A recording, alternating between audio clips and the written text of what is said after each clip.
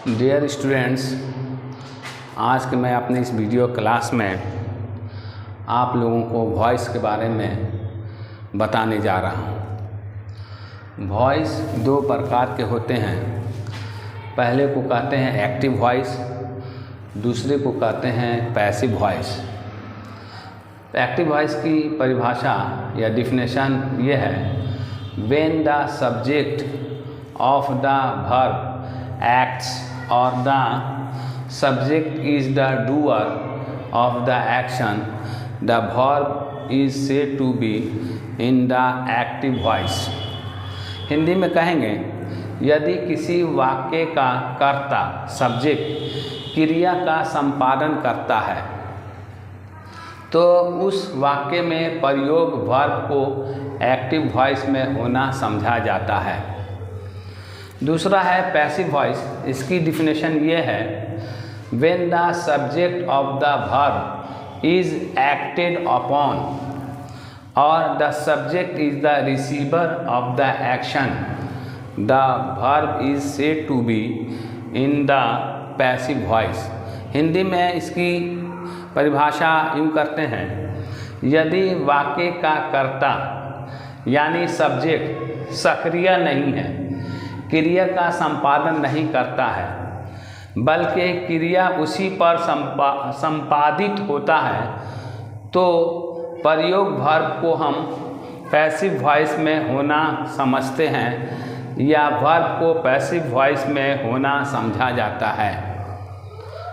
अब हम आपको ये बताने जा रहे हैं कि एक्टिव वॉइस को पैसिव वॉइस में बदलने के क्या नियम हैं, ताकि आप एक्टिव वॉइस को पैसिव वॉइस में आसानी से बदल सकें और समझ सकें। पहला नियम है, एक्टिव वॉइस के सब्जेक्ट को पैसिव वॉइस में ऑब्जेक्ट बना दिया जाता है। दूसरा नियम है, एक्टिव वॉइस का ऑब्जेक्ट पैसिव वॉइस में सब्जेक्ट बन जाता है।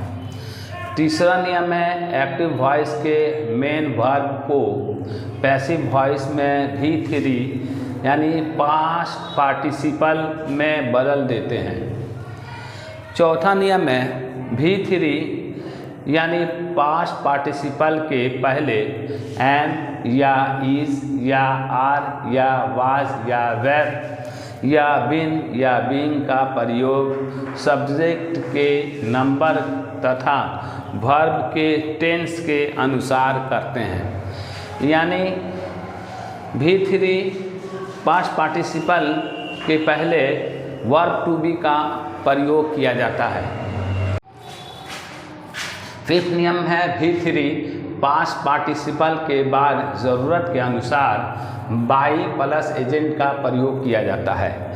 सिक्स है, प्रोनाउन जब सब्जेक्ट के रूप में प्रयोग होता है तब वो नॉमिनेटिव केस में होता है, और जब ऑब्जेक्ट के रूप में प्रयोग होता है तब वो ऑब्जेक्टिव केस में रहता है।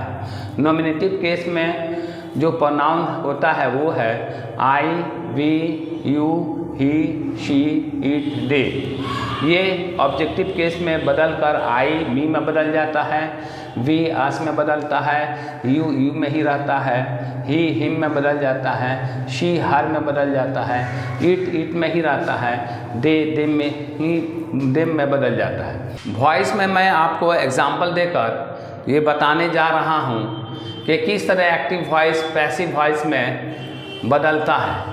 एक्टिव वॉइस में है, ही राइट्स ए लेटर, जो पैसिव वॉइस में a letter is written by him, यानी ही जो है पैसिव वॉइस में ऑब्जेक्ट हो जाता है और ए लेटर जो है पैसिव वॉइस में सब्जेक्ट बन जाता है। राइट्स को इज लिखकर या टू बी वर्ब लिखकर रिटर्न कर देते हैं, यानी थर्ड फॉर्म में रखते हैं।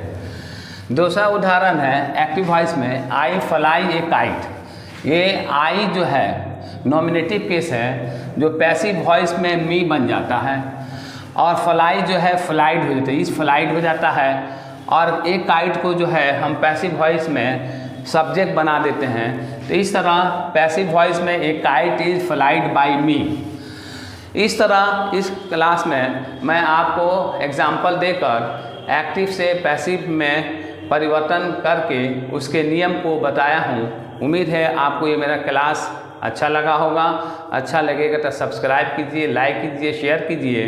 इसके अगले वीडियो में मैं आपको टेंस वाइज एक्टिव से पैसिव में परिवर्तन करने का आपको नियम तरीका बताऊंगा। थैंक्स।